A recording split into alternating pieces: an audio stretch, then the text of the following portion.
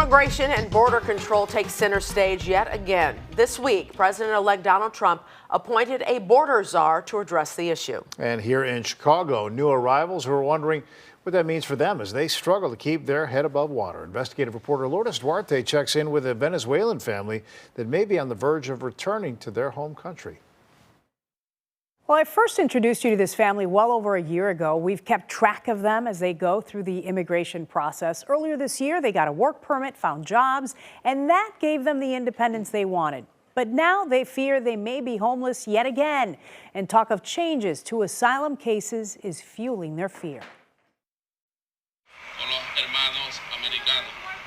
Sometimes replaying old images is a reminder of everything you've been through. It's certainly the case for 14-year-old Barbara Quijada. So tell me about your day today, Barbara. I have played volleyball. My day is good. Got it. We introduced you to Barbara last year, a star student at Jenner Academy who arrived from Venezuela with her family in the summer of 2023, one of thousands sent to Chicago from the Texas border seeking asylum.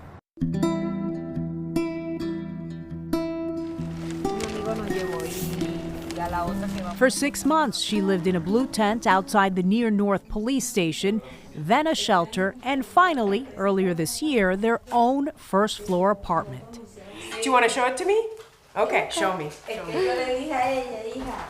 In her small bedroom, everything is in place, and for a while, life seemed that way too. Mom and Dad both had jobs, they were making rent, and the kids were doing well in school.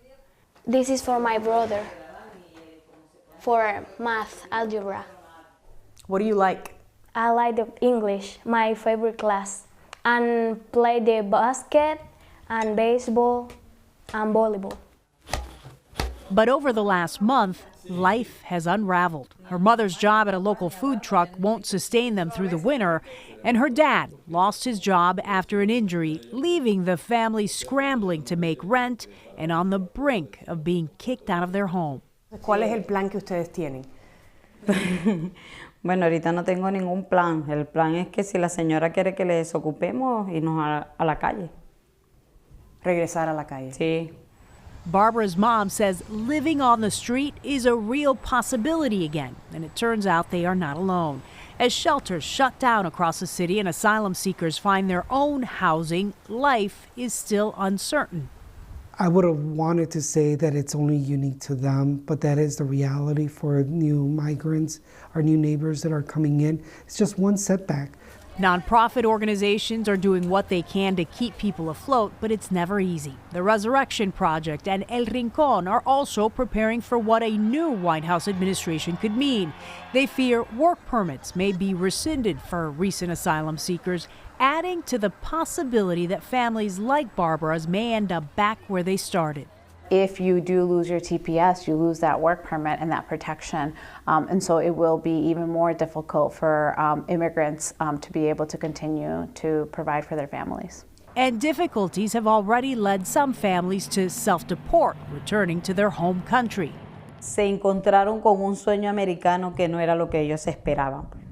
The Quijada family has thought about it, even after a long journey to get here. They want to hang on long enough, though, to at least have a judge take on their asylum case. Their next court hearing is scheduled for a year from now. Nuestra vida cambiaría por completo, porque la verdad acá estamos cómodos, estamos en un techo, ¿me entiende? Y estando ya afuera es como difícil, porque ya viene el frío. Unfortunately, for many, many immigrants, the reality is you double up, triple up, and an entire family will stay in one bedroom to be able to make ends meet. Barbara has already been through a lot. These days, she's selling food with her family to make ends meet.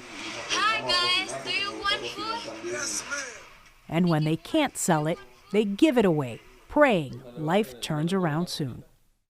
And the city has disbanded many of the migrant shelters and planned to move to a one-system initiative for both migrants and the homeless by the end of the year. The family is aware that they may have to go there for help. They continue to reach out to organizations, though, to see if there are any resources, but so far nothing, and may have to move out within the next few weeks. I'm Lourdes Duarte, WGN Investigates.